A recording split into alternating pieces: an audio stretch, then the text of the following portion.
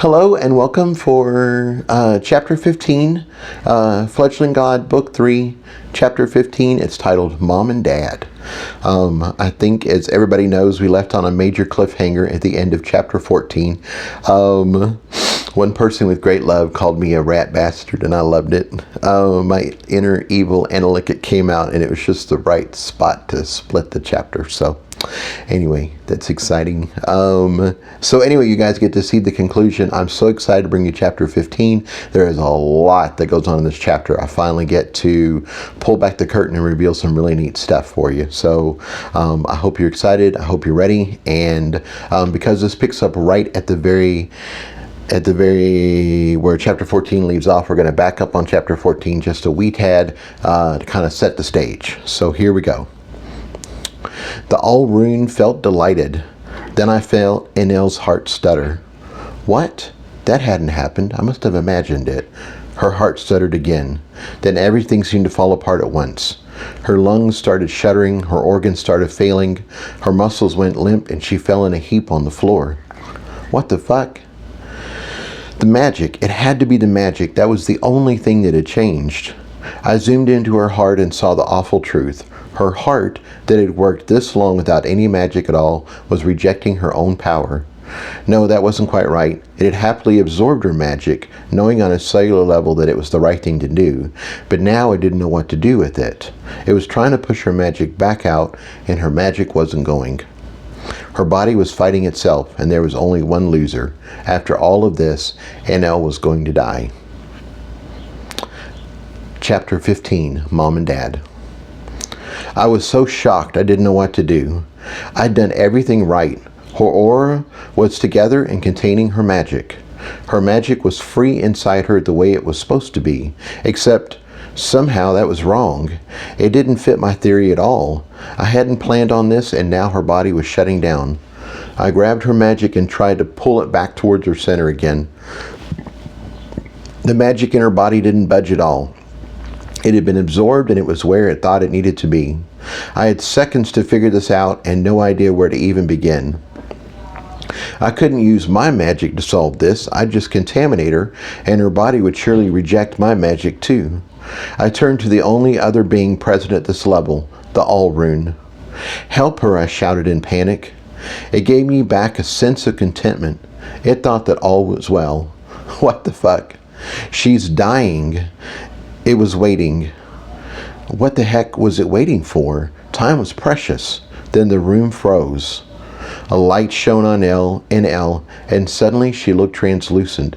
Every part of her glowed softly, like her cells had been coated in luminescent paint. It was pretty, but pretty wasn't what I needed right now. The All-Rune gave me a sharp tug, and suddenly my mind was somewhere else. I was floating in a place of light, and all around me were multiple Earths. Actually, it was the same Earth, just multiple views of it. There was a view of a forest with all the different types of life highlighted in various colors.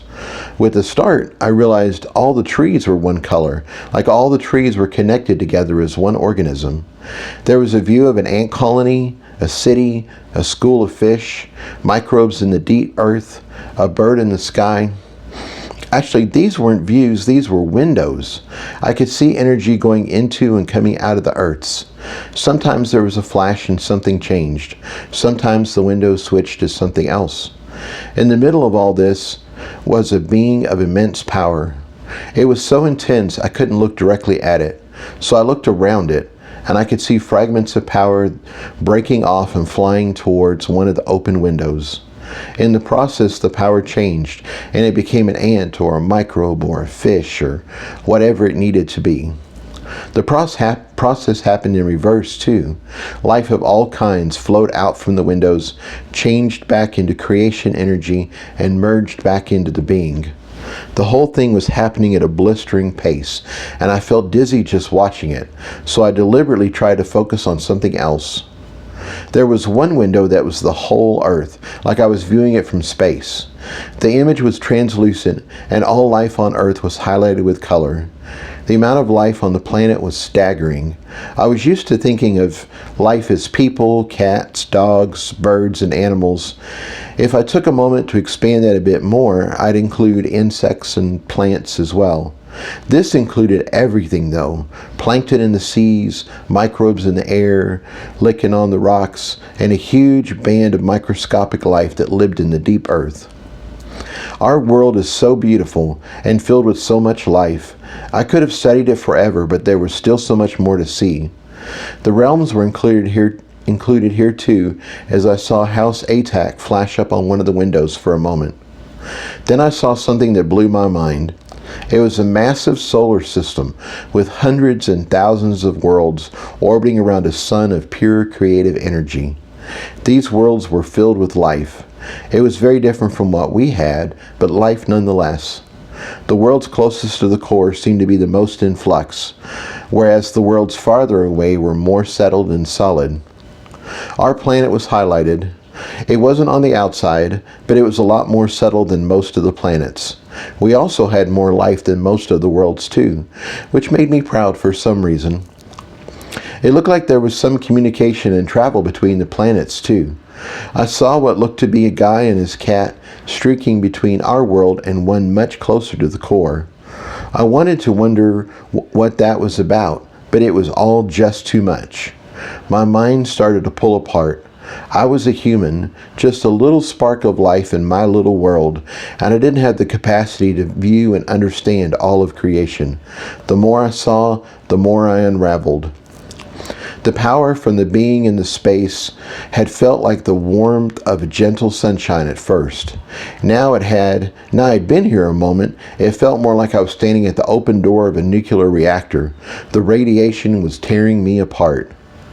I wanted to scream, but I was already so stretched out that I could only give a whimper. My mind exploded with divine revelations of creation, but instead of the joy of epiphany, I just felt fragments of me, or parts of me, fragment and fall away. It wasn't just my mind either. I distantly felt my body, somewhere, shaking like a Pentecostal in church. Part of the divine being rushed towards me, and a scream slammed down. I sighed in relief, as it felt like I'd just put on a full-body pair of sunglasses. I thought I was in the same space with the being, but I was actually in the window, just like the other views of Earth. The being came through the window, cycling through different people's forms. It was a young boy fresh off the farm, then an old man in overalls, then a wise Asian man with a huge hat, and an older woman who gave off a cheerful, nanny vibe. She had round, chubby cheeks, gray streaks in her hair, and hair in a bun, sensible shoes, and clothes she could get dirty in. I instinctively felt like she was practical and friendly, which I'm sure was the whole point. She gestured, and the space transformed. Now there was a comfortable fireplace and floor-to-ceiling glass windows looking out onto a meadow with freshly fallen snow. The ceiling had huge wooden rafters, and the floor was covered in a thick, shaggy rug. The middle of the room was taken up by a large lounge couch in the shape of a U. There was a table in the middle of the U with mugs of hot chocolate. It was the perfect place to relax, stretch out, and try to recover from my mind-blowing experience. I gratefully sat back onto the couch, kicked up my feet, and took a sip of the hot chocolate. It was excellent. The temperature was just right, so it was warm and comforting, but not hot enough to burn. The chocolate was deep and rich, and contrasted beautifully with the marshmallows on top. I took another sip and tried to pull myself together. I felt thin, like only half of me was there. The infinitely powerful being in its sensible nanny form sat across from me, gave a sigh that said she'd had a long day too, and propped her feet up as well. The Allroon hopped over the back of the couch and sat on the third bend of the U. I glanced over to say hi and lost my mind again. The Allroon was vast and powerful beyond my comprehension. I realized I was using runes at the level of letters A, B, C. The Allroon was at the level of Shakespeare. I knew two runes well, light and healing. The all rune was for runes what the Library of Congress was for the alphabet. Actually, it was probably more like all the books on Amazon Kindle added to the Library of Congress, added to the Great Library of Alexandria. Its mind was infinitely complex. It was like the quantum computer of runes, creation, and probability. Compared to that, I was an abacus, and it was all just too much for me to handle. I started fragmenting again. Somewhere my body was shaking on the floor. I hoped I was more than a drooling idiot when all this was done. Apologies. The all-rune snapped his fingers, and all that knowledge and power wrapped away. Now there was a pleasant, handsome gentleman who sort of looked like George Clooney sitting on the couch.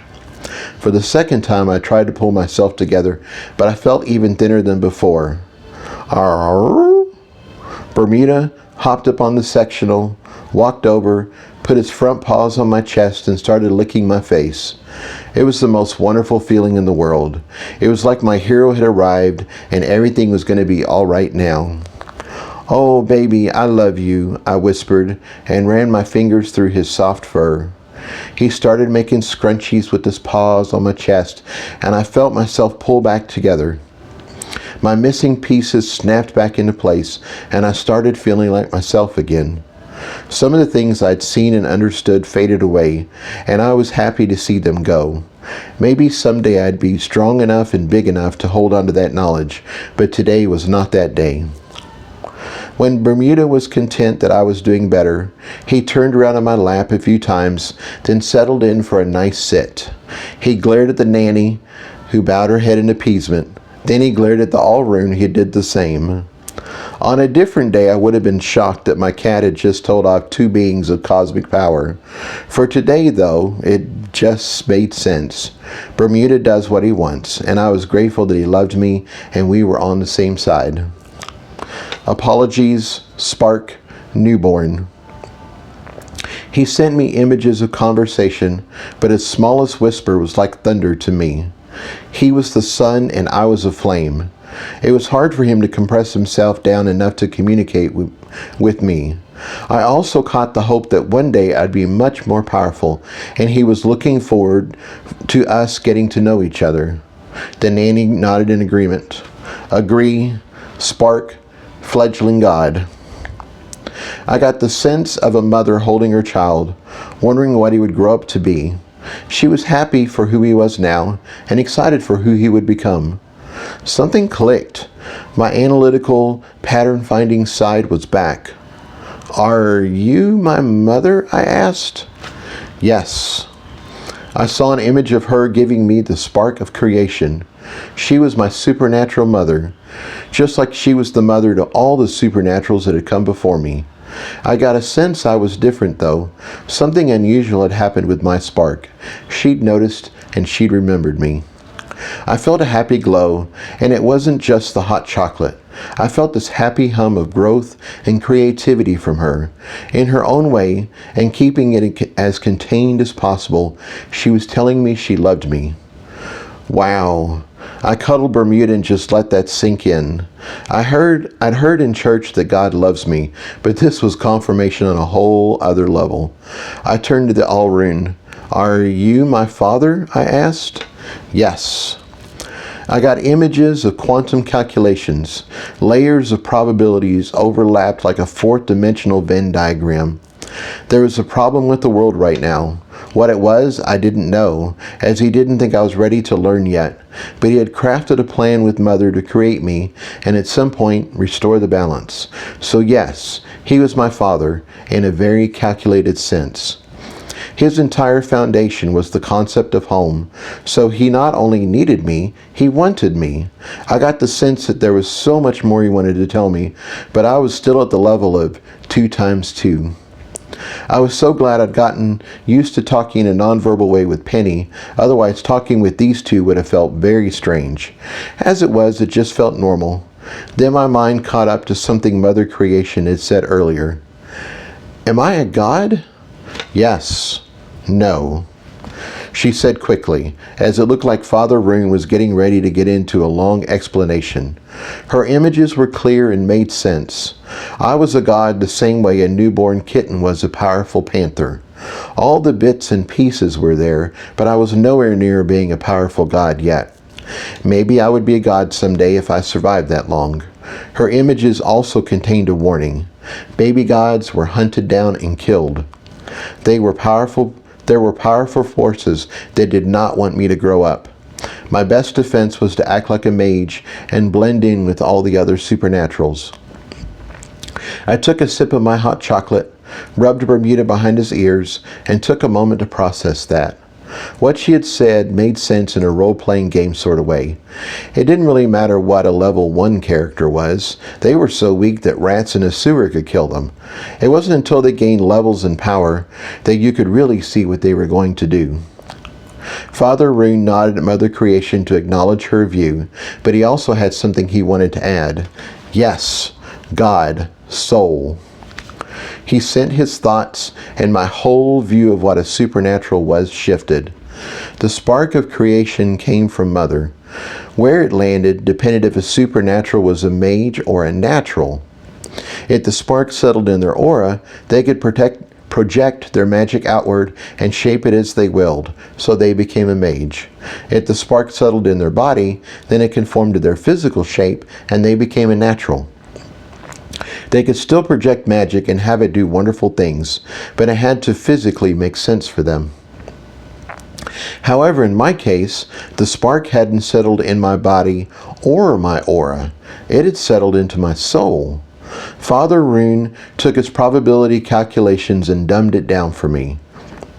There was a 1 in 1,189,387,948 chance of this happening.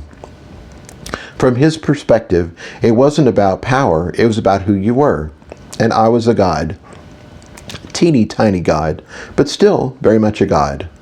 Warning, lesser, greater. Mother Creation was being practical again. She knew what the word God meant to humans. Lots of power and little responsibility. She was thinking more Thor and less Jesus, but I knew what she was getting at. She did not want me getting a big head over this. Overconfidence killed supernaturals. I needed to keep growing but pick my battles carefully. From her perspective, mages and naturals were just temporary. Once a supernatural had enough power, both sides, the physical and the spiritual, woke up. Once that happened, they were ready for the next stage. She hid that from me as I had no idea what it was, but it felt like the true start of a journey. She wanted to warn me that my growth was going to be slower than the other soups. They just had to grow 2 parts, aura and physical. I had to grow 3, aura, physical, and soul. The spark of creation she'd given me hadn't been any bigger than she'd normally given out, and now creation had to grow and shine into 3 parts of me, not just 2. She showed me I was going to be a weak mage and a weak natural. That is why I couldn't use magic charms, and I might not be able to use them for a very long time. I had some physical abilities, but in her view I'd never be able to stand up to a real natural in a fight. I also got the sense they had cheated the odds before somehow, and every time it had ended in disaster. Father Rune leaned forward in excitement. He didn't disagree with Mother Creation, but he had a whole other take on the situation. Soul, affinity, exclamation point. He practically shouted as the images flew thick and fast. What made supernaturals unique was who they were and what they liked to do at a core level. Their affinities and abilities grew out of this. What made me unique was that I was both an introvert and an extrovert. I was introverted with a strong sense of self and a love of figuring things out.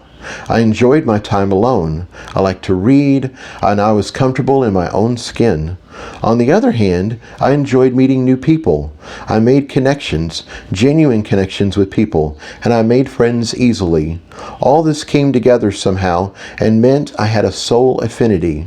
If I'd have been a mage or a natural, it wouldn't have meant much, but as a god, it meant everything. Yes, I had to grow 3 parts of myself rather than 2, but I was really, really good at the 3rd part, and the soul was a huge additive to the other 2. My soul density let me see and perform magic at such a microscopic level.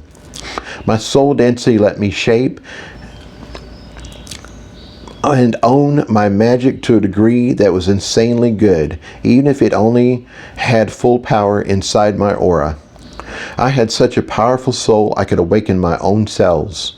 I couldn't use charms, but I could create soul fragments, and my little creations were way more versatile than static charms. In some ways, I was going to grow slower than a regular mage or natural, but in other ways, I'd hit the jackpot. I had possibilities and probabilities swirling around me, and he was so excited to see how it would turn out. Mother Creation sighed and buzzed at him in language that was faster than I could follow. Father Rune buzzed back, and they were off on their own talk about creation. If I had to guess, it was a discussion they'd had many times before. Mother was being practical, just the way growing living things should be. After all, you can't eat math or burn a probability to stay warm. Father was excited about what could be and all the probabilities out there, just the way a supercomputer should be. After all, life isn't just about now, it's about hope, and that requires a future that is better than the present. As they conversed in some sort of cosmic language, I sipped my hot chocolate and processed what I'd seen. Putting everything back into RPG terms, I was something like a dual class. I don't normally like to play dual class characters, as they level much lower than a single class character. A mage with a certain amount of experience might be a level 60 and able to call down chain lightning to strike her foes. With the same amount of experience, a dual class mage paladin might only be a class 40 and have a much weaker lightning strike. The advantages of dual classes, though, was how versatile they could be. A mage paladin could wear much better armor, have a lot better hit points, and be a healer as well as a damage dealer. Since I was now immortal, that meant there wasn't any sort of cap on how powerful I could grow. At higher levels, I'd be more versatile and creative than either mages or naturals. I just had to survive until I got strong enough. Something else he'd said clicked with me. A supernatural's talents and affinities were built around who they were and what they liked. I was great at seeing patterns and figuring things out, so my ability centered around that. I had a magic sight that let me see all around me in stunning detail. Actually, it was more than just sight. I could taste and touch, too. I could sense magic to a crazy degree, and that is what had caused this breakthrough with the Centaur llamas. Since my abilities were great at analyzing, they weren't great at attacking, so I couldn't throw fireballs or fly through the air or make big magic weapons like Eugene could. This insight didn't change anything for me. I didn't gain any new powers or anything like that, but I certainly felt a lot better about the abilities I had. I hadn't gotten a random assortment of affinities and weaknesses. I'd gotten ones that matched who I was. For some reason, I felt much more settled and happy now. Both cosmic beings were still discussing stuff, so I tickled Bermuda under his chin and continued my internal processing. I think both of them were right. When looking at power, I was a tiny little thing, so there was no need to get a big head about being a god. On the other hand, to Father's point, my soul abilities had come in very handy. My first battle with the golems in the park had been won by the miners in the Ass Blaster 2000s. They were my soul fragments. So chalk that battle win up to soul. I couldn't use healing charms, but T and his grove were way better. So just being on my feet and able to fight, that went to soul too. The Necro Golem had been beaten with the help of Eggy, expanding the last of his sword powers. I could be a source for both Penny and Eggy because of my soul density, so that battle had been won by soul too. Even my fight with Big Ugly had been won because of the mix of soul and my natural abilities. Tyler had stuck around because my soul was too dense for him to do his normal sex healing thing. That led to him training me and developing my natural abilities. I'd done my earth punch on Big Ugly and Dumbass. That had come from a perfect mix of magic, Penny's help, and natural abilities. Basically, my soul abilities rocked. I wasn't slinging fireballs or telekinetically tossing people across the room, but my mixture of soul, magic, and body let me fight much more powerful people. Nanalana Lenu Genahalaluminus time. Father Rune brought us back to why we were here. It wasn't to talk to me, although they certainly enjoyed introducing themselves in a way that was only possible in this place. We were here to witness the start of NL's journey, and it was time. Mother Creation nodded and got to her feet. We followed her lead, and with the snap of her fingers, the rear wall became a window back into the house. I could see everyone moving in extremely slow motion. Sandy had a hold of me and was trying to keep me from biting my tongue or cracking my head open on the floor. Both NL and I were spazzing out like we were being electrocuted. CL was holding NL, crying out for help. Everyone else was on their feet, ready to do something, but clearly had no idea what that should be. In the beginning, Mother Creation said, there was light. Father Rune continued. A tiny pearl of pure creation magic formed in her hand. It felt so pure, so powerful, and yet so fragile. I had a feeling they'd done this together for thousands of years, and they both still loved the wonder and joy that came from new beginnings. Necessity, she continued her ritual. Choice, he declared. Together with hope, they said in unison, like a prayer. Mother Creation smiled on the new spark and gave it her full attention. Blessings. This wasn't about power, this was about intention. She passed the tiny spark over to the Father Rune. Blessings. He emitted pure satisfaction. A wrong was being made right. This was his highest fulfillment and validated his cosmic purpose. He passed the tiny spark over to me. For a moment I was lost. What could I possibly say that would add even a fraction of the blessing and power they'd already bestowed? Then I knew. This was my wish for NL. You go, girl, I breathed. Go be powerful. Go be the first mage in your nation. Go be a strong woman. Father and Mother smiled at each other, like their little fledgling god had done something cute. Then she took the spark back and sent it through the window into NL. The power of creation entered her being and started to change her. Her aura flexed, and the impurities were burned away. It healed and settled over her body, just the way it was supposed to. On her physical side, a switch in her cells flipped. Now they could accept magic and process it. At that moment, I'd realized what I'd done wrong. I treated her like she was already a mage, capable of handling magic with her aura and her body, but she wasn't a supernatural yet. And she'd had too much power in her apple-sized core for her to handle. There was no way I could have freed her core without triggering the transition to a supernatural. The pearl of creation hovered for a moment.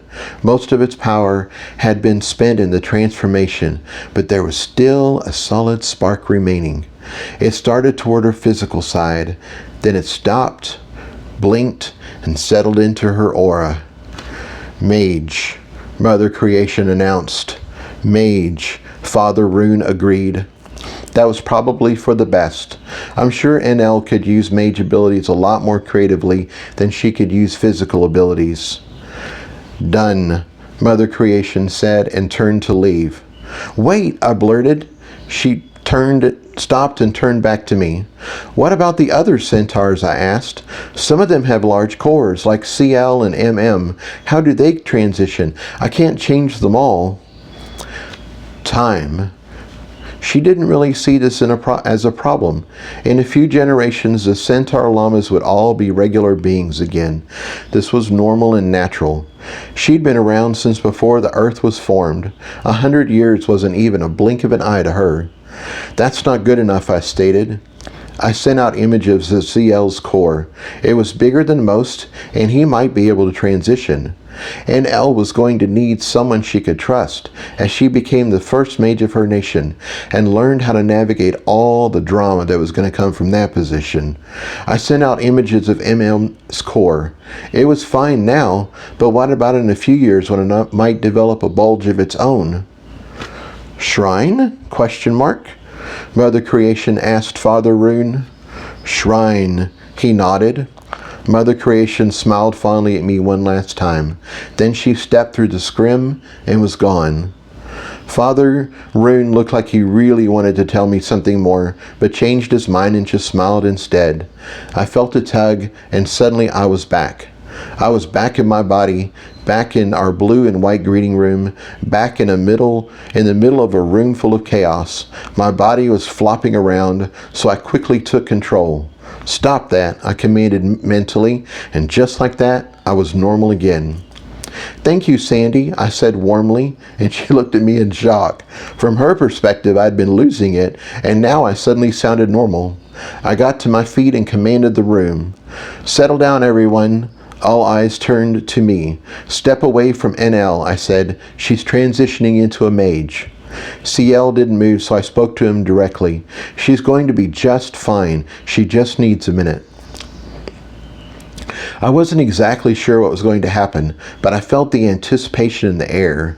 This was a special transition, and I could feel the All Rune working on something. Everyone was on their feet, looking alert and ready for anything. For a moment, nothing happened, and then the light in the room lowered. I thought maybe the All Room was just setting the mood, but the lights went all the way out, and our greeting room became pitch black. I could see just fine with my magic sight, but the others couldn't, and everyone froze, waiting to see what would happen next. Before anyone could panic, the stars came out. I hadn't heard or felt anything, but suddenly the ceiling was gone, and we were looking up into a starry sky. The room had been as dark as a cave for a moment, so it kind of felt like someone had turned on the light. When my eyes had regrown from getting stone punched by a golem, I discovered that I now had a form of night vision. It kicked in, and now I could see everything clearly. It didn't have a lot of color, but I could see the layout of the room clearly, which is why I was so surprised when the doors on the left side of the room started moving. The fireplace, the bathroom door, Sandy's bedroom door all slid along the wall, across the back, and onto the right side of the room. I can honestly say I'd never seen anything like that before, and although it wasn't that flashy, it seemed like one of the more magical things that had happened. Doors and rooms stay put. They don't just slide around. Now everything was on the right side of the room. The rest of the room expanded. It got big enough so it didn't feel cramped. Then it got big enough to throw a party. And still it continued to grow. As the wall expanded, the floor changed to grass, a bioluminescent grass. The edges glowed softly and waved in the gentle breeze. The space grew until it was as big as a football field, maybe bigger. I saw paths start to form. They were made of bricks, and they wandered through the field, breaking up the space into sections. The brick paths converged onto the field in front of us and made a large, flat area at least 30 feet wide. The field changed again, and globes of light came out of the ground. They ranged in sight from a walnut to an apple, and they were mounted on thin poles of softly glowing silver. Some globes stopped only a foot out of the ground, and some grew to 8 feet tall. Those before. I heard the All Rune bless the space, and then I understood. This wasn't just a pretty place, it was a memorial. All those spheres of light represented the cores of the Centaur llamas that had never had the chance to transition into someone greater. They were the centaurs that had died in the wasting rather than grow into mages or naturals. I felt a great sadness pass through me. What a waste of talent and potential. The mage that had taken over their realm had been a true dick. It was one thing to fight and kill your opponent. It was a whole nother level of evil to curse their children and grandchildren for hundreds of generations. I was so glad they were finally being remembered and honored in a beautiful way. It didn't make up for all that loss, but maybe it would provide some solace to CL, NL, MM, and all the Centaur llamas who had lost family to the wasting. I found satisfaction in the fact that there would be no more cores added to this memorial. The curse had been broken. NL was a mage, and now there could be others like her. The large circle of bricks changed next. A lattice of thin silver rods grew up around the edge, intertwined, and then curved in to form a silver dome over the space. It wasn't completely enclosed, as there were two large arches for entrance and exit. Anywhere the silver lines intersected, and a little clear light grew up around the joining. It took a few moments, but when it was finished, the dome glittered and sparkled and was the clear focus of the garden. While I'd been focused on the dome, the rest of the garden had continued to grow. Now there were benches and chairs to provide a place to reflect and have a conversation. The foliage continued to change, and now there were taller grasses, vines with flowers, butterflies and bees flying around. Everything glowed in some way. The plants, the bricks, the insects. The whole thing was like an amazing work of art. It reminded me of the movie Avatar, when the guy goes out in the world of Pandora at night. It was all so mesmerizing, I'd almost forgotten what all this was about. But it all came back pretty quickly when NL slowly levitated about 3 feet off the ground and started glowing with the soft yellow light. For now. I felt a gentle nudge from the Allrune, and I knew what to do. I took NL by her limp hand and started walking towards the dome. This was the shrine. This was where the magic happened. CL started to follow, but I stopped him. Stay here for now. I'll bring her back. You aren't ready to step into the shrine yet. The floor I was on was still hardwood and rugs. The furniture had shifted and was now up against the wall. As I moved forward, there was a clear point where I moved from room to meadow, and I passed through a clear barrier of some sort. When I looked back, there was nothing to see. It was just a blank wall. So it looked like we could see into the garden, but the people in the garden couldn't see into our living room or our sitting room. That was nice. It seemed selfish and small, given all the momentous stuff happening, but I still wanted a place to eat breakfast and relax in the morning before our day started. I kept walking, pulling NL along, and soon arrived at the dome. It was bigger than I thought it would be. The arches were plenty big enough to allow a couple centaurs to pass through at the same time. I stepped inside, and the space was so pretty I paused in wonder. I felt like I stepped into Tinkerbell's mansion. I kept going and pulled NL into the center of the room. Then I stepped back. For a long moment, she simply just spun in the air, glowing gently, and then the twinkling lights of the dome became a bit faster, and the glow around NL grew a bit brighter. Music swelled out of the ground and filled the air. It was tribal, yet joyful. The beat was powerful, and I wanted to dance. Then a choir joined in. Although I didn't understand the words, I felt my spirits lift. This wasn't a somber shrine with a dour outlook on the world. This was a joyful place, a place of hope. Transformation happened here, and it was celebrated. The party stayed at full speed for a few minutes, and then it settled back down. The lights died down, NL settled back onto the ground, and her glow faded. The music turned softer, but it never went away. NL opened her eyes, looked around in confusion, and then sat up. I hurried to sit beside her so she wouldn't feel alone. "Hi, sleepyhead," I said cheerfully. She blinked and continued to look around. "Can you stand up?" I asked. "I think so," she said. Then she smoothly got to her feet. She looked down at herself in surprise. "I'm still not used to this," she said in awe. "My body feels so different." "Do you feel anything else?" I asked. When I transitioned into a supernatural, I'd just been beaten to a pulp. It had taken a while for me to heal and get myself back together again, so I hadn't been in touch with anything wonderful or different. For her, though, it was like she had passed out and then woken up. She didn't have to heal or anything, so maybe she could be in touch with the wonder of becoming a mage. I feel whole, she said after a minute. I can't quite put my finger on it, but I feel lighter now. Well, I want to be the first to congratulate you, I said happily. You are now a mage. She looked confused for a moment. I think she hadn't remembered why we'd been doing all this. Then her eyes grew really big and she clutched her hands to her chest. It worked, she said. I smiled and nodded. I'm alive. My core is fixed.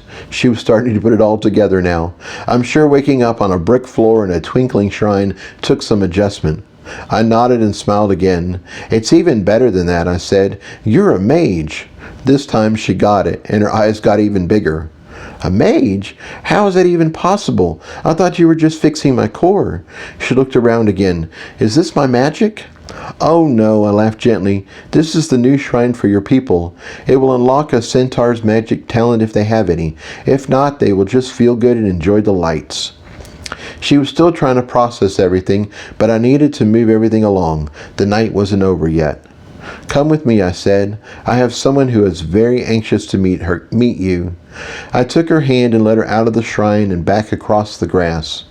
She moved so easily, and I felt proud of the Ents and the gem cells. They had done a wonderful job putting her back together physically. As we approached the blank wall, NL gave me a questioning look, but she stepped through with only a little hesitation. When she saw her uncle, she gave a glad cry, and they ran to each other. There were hugs and tears and happiness, so much happiness. There wasn't a dry eye in the house, so when they finally split apart, everyone was anxious to shake her hand, give her a hug, offer their congratulations. I loved it, but the Allrune wasn't done yet. CL, are you ready? I asked. For what? His focus was still on his niece as he kept looking at her to make sure she was really alive and really there. It's your turn to visit the shrine, I said loudly, and that turned some heads, and we quickly became the center of attention. Whoa, what? He said again. The Allrune is going to transition you into a supernatural, is what I wanted to say, but nothing came out. I couldn't say the words Allrune. I also couldn't say the words Mother Creation. Not that it would mean anything to those around me. The house had created this shrine for all of your people. Okay, that worked. If you enter the shrine and you have supernatural potential, then it will manifest. The house has said it is your time. That wasn't exactly true.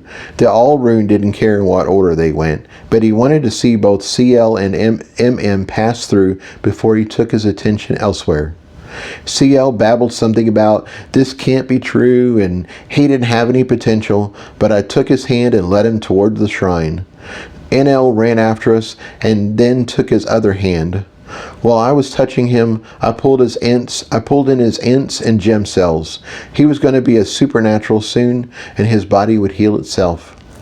When we got close, the shrine started lighting up again. It didn't even wait for CL to get inside, so this time I could see the rest of the garden, and the whole thing was lighting up. The cores were flashing in time to the beat, and the chorus was ramping up. It was so fast that I wanted to just jump up and down and skip the rest of the way inside. CL's trepidation started to melt away, and I could see anticipation poking through. Once inside, I let NL take him the rest of the way to the center. I wasn't going to be there for every breakthrough, so she needed to take the lead now and know what to expect. When CL got to the middle, his core broke open and all his magic rushed out. The shrine had bathed him in a golden glow, though, and it kept all his magic in place. He shook and levitated off the ground as his aura fractured and broke into little tiny pieces. He started dying just like NL had, but I wasn't worried now. This was a safe space. I was watching for it so I could see the creation core enter his system. It healed his aura and flipped the switch on his cells. Both sides of him bathed in all that wonderful creative energy, and finally the creative seed slipped over to his physical side. He was going to be a natural. It took a few more minutes for him to stabilize while the lights sparkled and the music soared. NL danced, and after a moment I joined her. This was life at its finest. What better way to celebrate new life than to dance? Finally, CL settled to the ground and woke up. His niece pulled him to his feet and hugged him hard. They were laughing and crying with happiness, and then they pulled me in as well. I got llama kisses and hugs and even a few tears. Their life had been transformed. They were the only family they had left, and now they weren't going to lose each other. Instead, they had each other to lean on. They had each other to share the adventure of being a supernatural. "Who's next?" CL asked breathlessly. I replied, and they both tore out of there to fetch him. They were back in a few minutes, laughing and urging to run even faster. "Is this safe?" he asked when he saw me, but it was already too late. NL led him to the center of the shrine, and the process started. This time we danced from the start. I loved the music, but it seemed to call the centaurs even stronger than me. It was like they had to dance. They had to let all that joy out. They did that whole dance like no one's watching thing because they really let it all hang out. When settled back down again, he was a natural too. Again, we all laughed and hugged and cried. They were all ready to go and grab the captain, but I told them she didn't have the potential to transform. So instead, we all went back to the sitting room. There were congratulations all around and lots of questions about their experience, the shrine, and the memorial garden. I answered as best I could without giving away anything about the All-Rune, Mother Creation, or myself. Afterwards, I plopped down on the couch, exhausted. Sandy came and sat beside me and put her arm around me. I leaned into her, borrowing her strength. "How are you doing?" she asked quietly. "You look beat." "I'm tired," I replied. "I feel tired physically and tired mentally. Even my magic feels tired." "Well, what you did today was pretty amazing," she said. "I'm so proud of you, Jason. When I first thought of being a house head, I hoped for something like this. I hoped for a house where we would try new things and make a positive difference in the world. I just didn't know it was going to be this big." "Our little house has been very exciting," I laughed. "Both good and bad. It's not every year you have a war and lift a curse." I tried to tell her what I'd experienced with Mother Creation and Father Rune, but the words just wouldn't form. "You know I didn't do all this, right?" I gestured at the shrine in the memorial garden. "Oh, of course," Sandy replied. "This is the work of the..." Her eyes got big as she realized she couldn't say All-Rune. She tried again, but nothing came out. "I had an experience," I said carefully, trying to tell her with my look that something was up. "It was between breaking down NL's aura and the rune growing. So far, so good. I could mention things, but not discuss them directly. I learned things, but now I'm locked. My lips are sealed." "Oh," she said thoughtfully. "Does it involve..." She tapped her wedding ring. I nodded. She nodded back. "I learned stuff," I said. "I can't talk about it now, but maybe later, when we are back in Louisville?" "That sounds good," Sandy said. "Don't worry about it too much. We'll figure it out. Meanwhile, why don't you go to bed? I'll take care of things here." I gratefully accepted. I was so tired I could barely keep my eyes open. The future. At the far end of the memorial meadow, the All-Rune added the final touch, an entrance from the land of the centaurs. I had no idea where it came out in their world, but now the rest of the centaurs could visit the garden and test themselves in the shrine. I felt a last touch from the All-Rune. Today had been a good day, and he was proud of me. It was nice to know, but I was so sleepy it almost didn't register. Crawling into bed felt like the 7th level of heaven. It went up 2 more levels when Bermuda crawled up beside me. He purred as I gave him sleepy kisses, and then I drifted off into peaceful slumber. I hope you really enjoyed this chapter, and yeah, we got lots of fun things coming up. Thank you. Take care.